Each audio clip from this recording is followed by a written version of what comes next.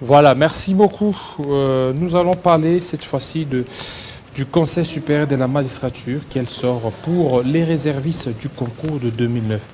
Bienvenue, monsieur. C'est monsieur Henri? Oui, monsieur Henri, c'est monsieur Henri, Voilà. président du syndicat chrétien des magistrats de la République démocratique du Congo et secrétaire général de l'intersyndicale des magistrats. Voilà.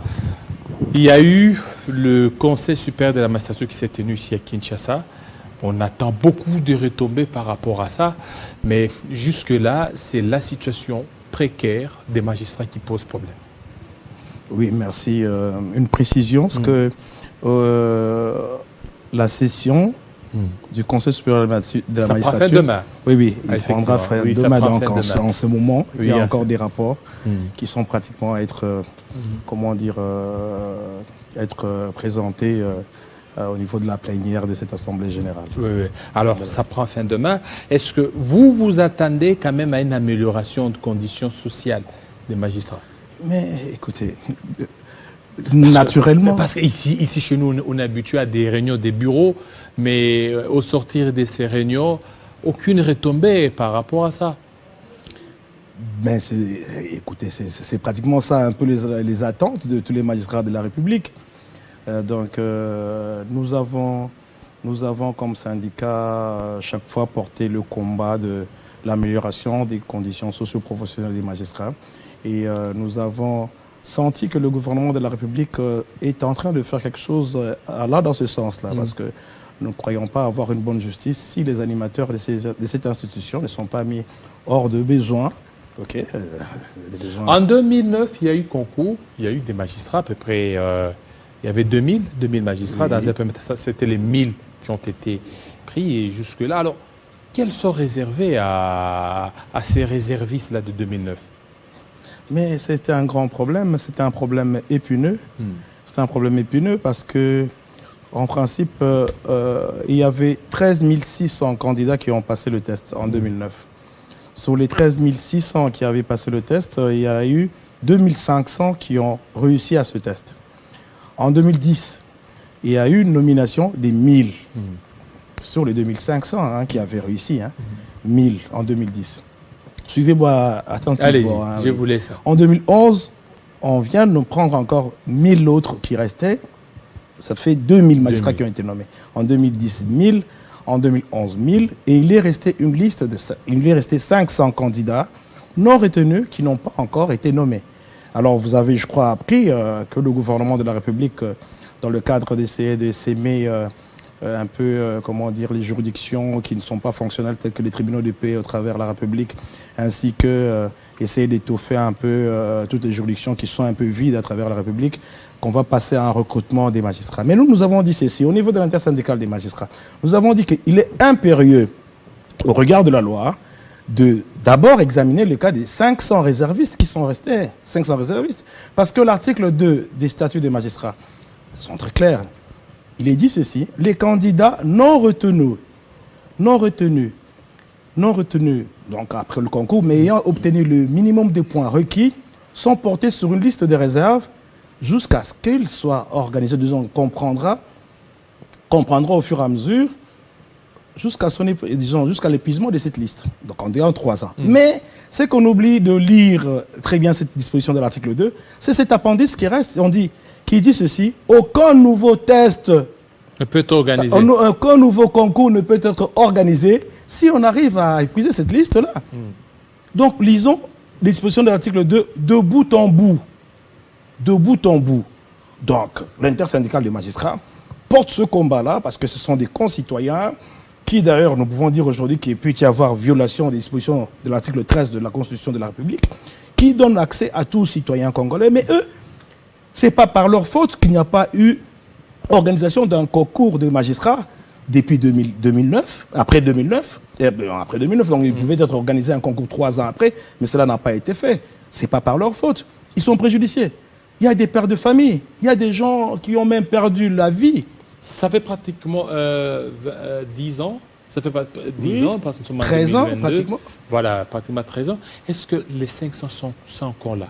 C'est difficile. Nous avons été avec le collectif de ces magistrats-là. Il y a d'autres qui sont décédés, il y a d'autres qui ont quitté le pays, il y a d'autres qui sont dans d'autres institutions. Alors, que faire maintenant par rapport à ça? Parce qu'ils est autonomes des 500. Si aujourd'hui, le gouvernement veut rétropédaler, aller voir ces 500, comment ça sera alors fait? Non, ce sont des Congolais. Ce sont des Congolais. Essayons d'observer la loi. Vous savez que les gens, lorsque quelqu'un se retrouve dans ses droits, il faudrait arriver à les respecter tout de même. C'est dire que nous sommes pour le recrutement des magistrats, parce que l'effectif des magistrats, je crois qu'il n'est pas ce qu'il faut pour l'étendue de la République, mais nous disons que par rapport à ces 500 magistrats qui avaient réussi au test, il est bien que le soit fixé par rapport à leur sort. Et je crois, c'est notre entendement au niveau de l'intersyndicale, nous disons qu'ils sont en droit d'être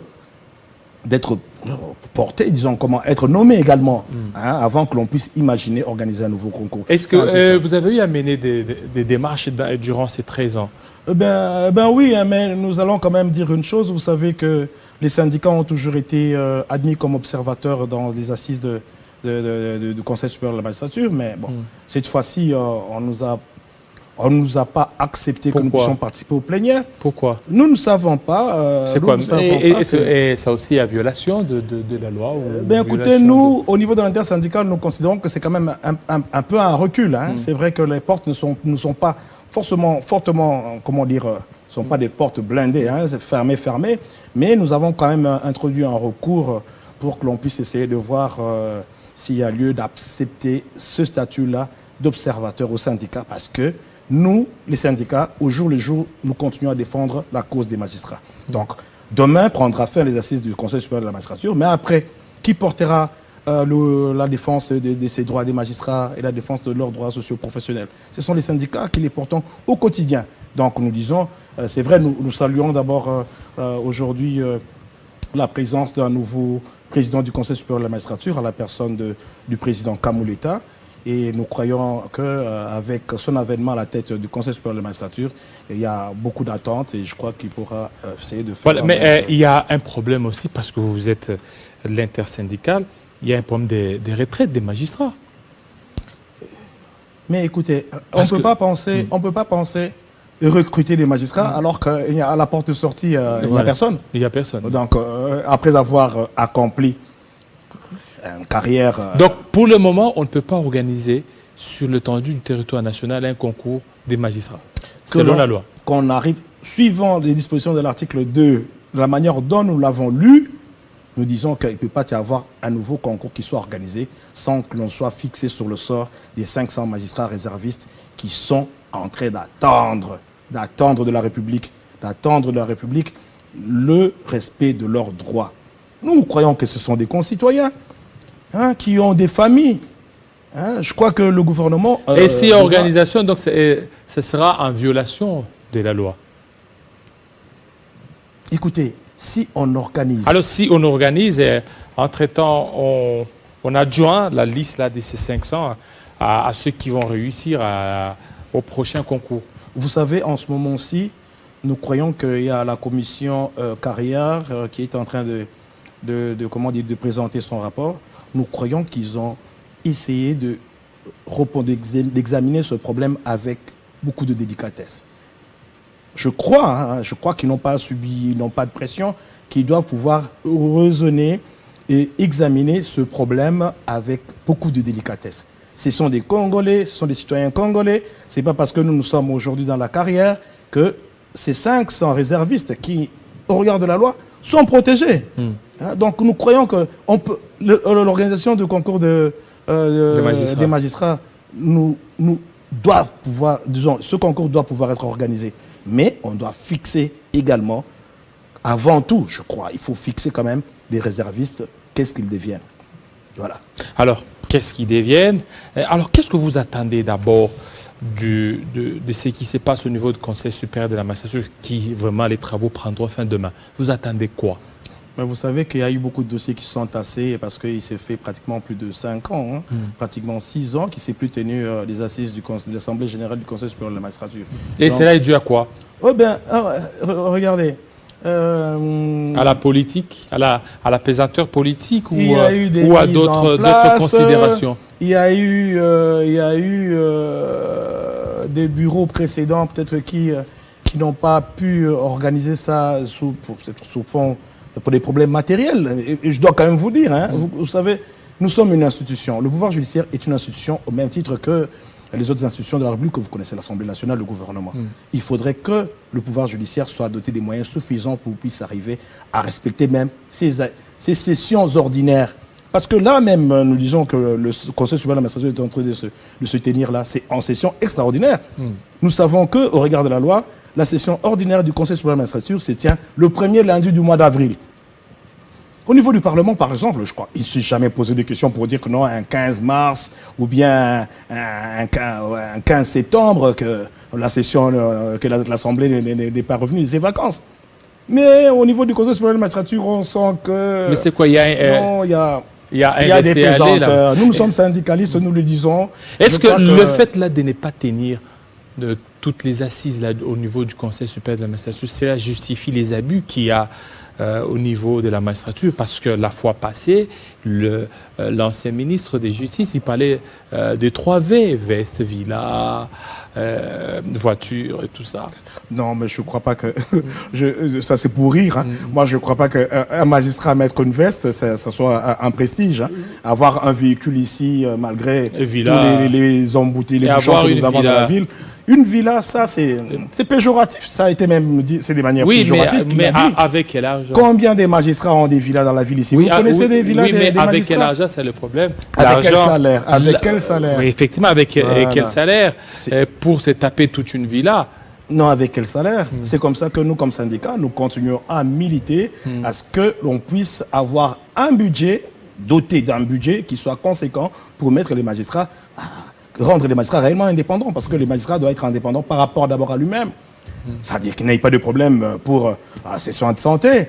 Hein, je veux vous dire, par exemple, là, on est en train d'examiner une mutuelle de santé pour les magistrats, alors que les statuts organisent, que dans son article, les statuts des magistrats, en son article 25, organisent tous les avantages que les magistrats peuvent avoir en termes de soins de santé et autres.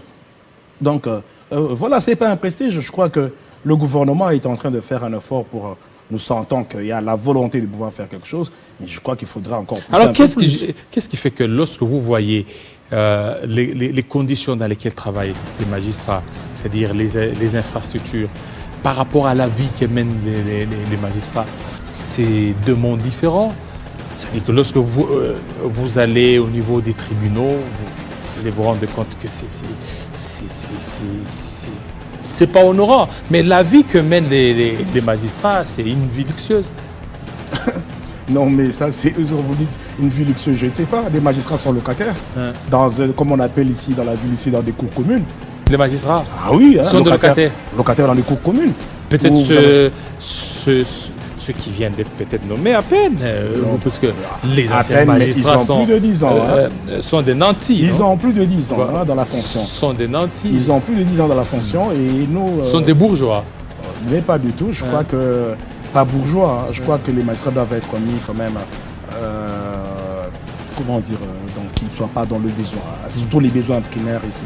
Je vous parle des magistrats qui habitent les cours communes. Il y en a? C'est ça la généralité. C'est la généralité. Ils sont dans une cour commune. Mais nous le disons. Nous le disons. Et vous aviez mené ces investigations-là? Mais je vous le dis. Mais écoutez, nous sommes magistrats depuis plus de 20 ans. Mais bon, on peut se retrouver dans des conditions telles que vous venez, vous-même vous posez des questions. Moi, je suis un haut magistrat en dehors des fonctions de syndicaliste. Je suis un haut magistrat. Je suis un haut magistrat. Donc, vous comprenez, quand on va ailleurs, vous avez parlé d'infrastructures ici. Les infrastructures sont un élément important qui dénote, qui démontre que non, voilà la valeur même de l'institution, sa valeur, vaut même la manière, disons la grandeur les infrastructures, donc de ces infrastructures. Donc vous voyez le palais de justice, la manière dont il est présenté, vous circulez à travers le monde, vous voyez là où on va dans un tribunal, vous voyez vous-même les édifices, les infrastructures qu'il y a, vous dites non, ici, c'est vrai qu'on peut avoir une réponse à la question, disons, à la justice que nous cherchons à ce qu'on puisse nous rendre. Mais ici, parfois, vous-même, vous venez vous poser des questions, mais où je vais me mettre? Le magistrat lui-même, il est dans des conditions, il amène sa propre chaise, il a là sa table, je ne sais pas, tablette, il se retrouve dans un local. Et lorsque vous regardez à l'extérieur, une grosse limousine, mais là où il travaille, il amène sa propre chaise, là, c'est compliqué, là. S'il vous plaît, comment pouvez-vous concevoir qu'un magistrat ait une grosse limousine alors que d'autres sont à pied? Mais celui qui a la limousine, peut-être qu'il a eu par sa famille. Mais ils ne sont pas nombreux, ceux qui sont à pied. Ceux qui sont à pied sont les plus nombreux. Ah bon? Vous ne connaissez pas, je ne sais pas si vous êtes déjà rendu à l'intérieur du pays pour voir dans quelles conditions les magistrats prestent. Non? Et la plupart des magistrats aiment des villes comme Kinshasa, comme Lubumbashi, des villes juteuses, pas des villes où il n'y a rien, comme à Boende, comme dans les fins fonds là. Ils ne veulent pas là-bas. Mais les magistrats peuvent aller partout où il y a des Congolais, où il y a besoin de justice. Ils ont besoin de jus aussi. Non, pas de jus. Mais quelles sont les conditions de travail? Est-ce que les infrastructures aujourd'hui, prenons, nous avons aujourd'hui 26 provinces. Donc, c'est-à-dire il y a 26 nouvelles juridictions, c'est-à-dire nouvelles cours qui ont été créées. Mais les infrastructures n'ont pas suivi. Ils travaillent dans quelles conditions? Il n'y a pas de locaux. Donc, il n'y a pas d'infrastructure à l'intérieur du pays. Donc, si les magistrats, c'est tout à fait naturel, un humain, lorsqu'il se retrouve dans des milieux assez comment dire, ce n'est même pas à nommer, hein, à nommer, bref, voudra bien être dans une ville où il peut ne plus qu'envoyer ses enfants, scolariser ses enfants pour l'avenir, parce que lui, pratiquement, sa carrière, elle est presque hypothéquée. Et voilà un peu. Donc, c'est tout à fait normal que les magistrats voudraient bien être dans des villes où il y a quand même une vie, où il peut avoir des soins, et puis il peut envoyer ses enfants à l'école. Mais si ces conditions-là, nous les avons également à l'intérieur du pays, je crois que ça se passera autrement. Vous verrez que les gens seront plus poussés à aller à l'intérieur. Est-ce que vous tenez compte aussi de la lutte contre des abus, contre certaines antivaleurs dans le monde des magistrats? Le Conseil supérieur a des chambres de discipline qui sont organisées à travers la République. Ces chambres de discipline sont fonctionnelles, sont bel et bien fonctionnelles. Et je vais vous dire, je ne sais pas que vous n'êtes pas informé, il y a eu des hauts magistrats, des magistrats du Conseil d'État qui ont été drainés devant les chambres de discipline pour répondre de certains abus, comme on peut le dire comme ça, mais qui ont pratiquement été lavés par ces juges disciplinaires. Mais jusqu'aujourd'hui, au niveau du Conseil d'État, par exemple, les choses se passent mal. Ça, je dis comme ça, en passant, je suis syndicaliste, je suis informé de tout ce qui se passe un peu à travers les juridictions. Au Conseil d'État, ces magistrats qui ont été lavés par ces chambres de discipline, mais ne travaillent pas, ne prestent pas. Vous pouvez comprendre ça? Pourquoi? Parce que... Non, mais parce que, écoutez, peut-être que leur tête, on peut dire que non, voilà, que ça dérange. Ils ne peuvent pas être là où ils ne vont pas travailler. Mais est-ce que vous pouvez comprendre ça? Ça, c'est par pur caprice. Excusez-moi le terme, je dis par pur caprice.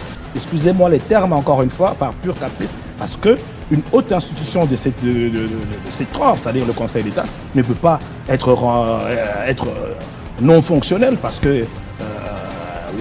il y a des caprices des il y a des caprices de ceux qui peuvent être appelés animateurs. Excusez-moi que je dise ça encore comme ça. Merci beaucoup. C'était vraiment très intéressant, cette thématique sur le Conseil supérieur de la magistrature. Ça n'arrive pas tous les jours. On a toujours cette volonté-là d'interroger les magistrats par rapport à ce qui se passe dans leur secteur. Ça n'est fini, fidèles téléspectateurs. Restez branchés sur Télé 50 et à très bientôt. Tout à l'heure, la grande édition d'Arlette Boutella qui sera à 20h dans l'Est de la RDC, 19h à Kinshasa. Portez-vous très bien et à très bientôt.